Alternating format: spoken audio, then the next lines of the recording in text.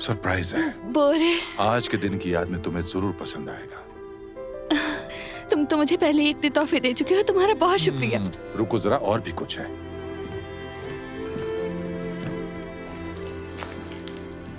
तरान ये लो मेरी sweet heart, फूल अभी रख देता हूँ, पहले तुम इस टेडी बियर से खेलो। कितना खूबसूरत है ये। शुक्रिया। अच्छा, अब मैं चलता हूँ। क्या आज देर से आओगे? मामूल के मुताबिक मैं जल्दी वापस आने की कोशिश करूंगा, बस कुछ कागजात लेने जा रहा हूँ। आज मैं इतना खुश हूं कि तुम्हें अपनी फीलिंग्स बता नहीं सकता। तो हम वेट करेंगे।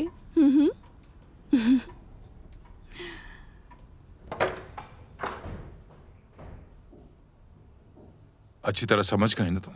जी समझ गई। आपको फिक्र करने की जरूरत नहीं, सब कुछ मेरे कंट्रोल में है। उसका अच्छी तरह ख्याल रखना, कुछ भी हो तो मुझे कॉल करना।